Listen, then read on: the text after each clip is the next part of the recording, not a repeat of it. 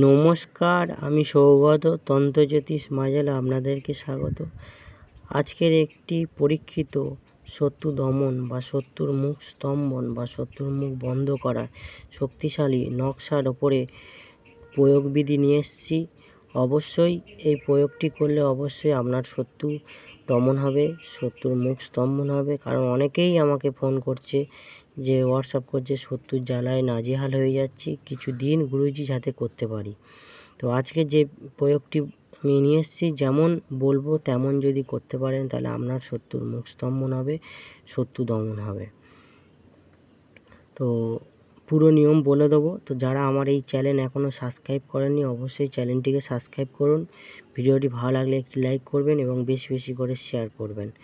তো দেখুন, অনেক সময় কি হয় যে শত্রুর মুখ বন্ধ আমরা কেন করব, যে সর্বদা যদি দেখা যায় যে গালাগালি বা পরের কাছে এটা সেটা নিন্দা করা, উল্টোপাল্টা কথাবার্তা বলা, সবসময় এর কথা ওর কথা লাগানো, মানে এর কথা নিয়ে ওর কথা, এবং রাস্তাঘাটে গালাগালি, অপমানিতজনক কথাবার্তা বলা, বা এমন কোনো পজিশান যেখানে মানে যা খুশি বলে অপমানিত করা, বিভিন্ন কারণে যত রকম।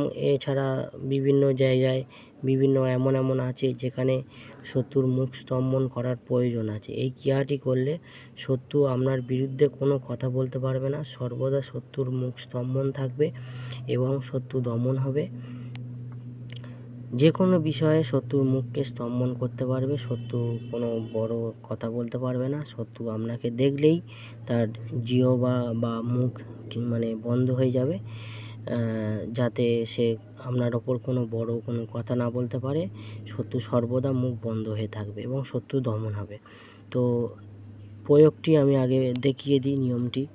দেখুন, লেখা আছে, যন্ত্রটি সাদা কাগজে লিখে উক্ত শত্রুর নাম লিখবেন এবং শত্রুর নাম এই নিচে যন্ত্রটি করবেন, করে নিচে লিখবেন শত্রুর নাম এবং শত্রুর মায়ের নাম বা বাবার নাম লিখবেন। তারপর মাটিতে পুঁতে দিবে।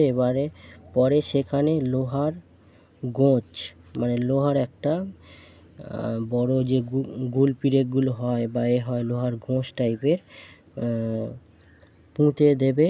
এর ফলে উক্ত ব্যক্তির মুখ বন্ধ হয়ে যাবে, কথা বলা খাওয়া বন্ধ হয়ে যাবে। এই প্রয়োগটি এরকমই, তবে এই বিদ্যাটি আরও শক্তিশালীভাবে প্রয়োগ করতে গেলে আমি একটু এখানে নিয়ম বলে দিই, সেইভাবেই করবেন। যন্ত্রটি একবারই প্রয়োগ করতে হবে। যন্ত্রটি প্রথমে যে কোনো অমাবস্যা দেখে কালো কালি দিয়ে সাদা কাগজে কালো কালি দিয়ে এই যন্ত্রটি তৈরি করবেন।